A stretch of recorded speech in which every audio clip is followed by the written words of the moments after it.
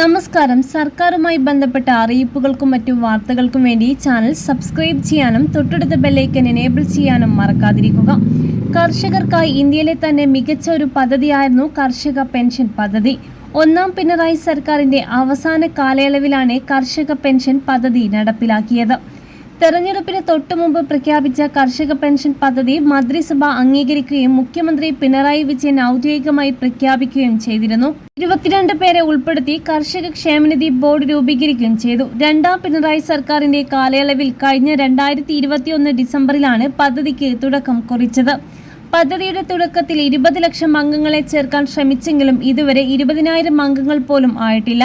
തൃശൂർ പ്രധാനപ്പെട്ട ഓഫീസും കോഴിക്കോടും തിരുവനന്തപുരം റീജിയണൽ ഓഫീസുമായിട്ടായിരുന്നു കർഷക ക്ഷേമനിധി ബോർഡിന്റെ പ്രവർത്തനം. കഴിഞ്ഞ 5 വർഷമായി ഓഫീസ് പ്രവർത്തിക്കുന്നുണ്ട്. എന്നാൽ ക്ഷേമനിധി ബോർഡിന്റെ പ്രവർത്തനങ്ങൾക്ക് അംഗീകാരം ലഭിക്കാത്തതിനാൽ ജീവനക്കാരുടെ സേവന വേതന വ്യവസ്ഥകൾക്കും തീരുമാനമായില്ല. പദ്ധതി തുടങ്ങിയപ്പോൾ തന്നെ പെൻഷൻ തുകയുടെ പരിധിയും ആനുകൂല്യങ്ങളുടെ രീതിയും അടങ്ങുന്ന ഫയൽ തയ്യാറാക്കിയിരുന്നു. 5 വർഷം കയ്യാറായിട്ടും ഇടതു സർക്കാരിലെ ധനവകുപ്പ് പദ്ധതിയുടെ ഫയലിൽ ഒപ്പിടുകയോ ക്യാബിനറ്റിൽ ചർച്ച ചെയ്യുകയോ ചെയ്തിട്ടില്ല.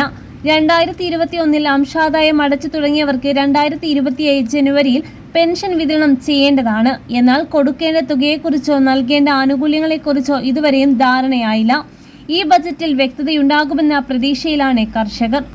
കർഷകരെ സംരക്ഷിക്കുകയും അവരുടെ ജീവിത സുരക്ഷ ഉറപ്പാക്കുകയും ചെയ്യുന്നത് സർക്കാരിന്റെ പ്രധാന ഉത്തരവാദിത്തമാണ്. കർഷക പെൻഷൻ പോലുള്ള പദ്ധതികൾ കാർഷിക മേഖലയെ കൂടുതൽ ശക്തിപ്പെടുത്താനും യുവാക്കളെ കൃഷിയിലേക്ക് ആകർഷിക്കാനും സഹായിക്കും. പ്രഖ്യാപനങ്ങൾ മാത്രം പോരാ, അവ കൃത്യമായി നടപ്പിലാക്കുകയും അർഹരായ എല്ലാ കർഷകർക്കും ലഭിക്കുകയും വേണം.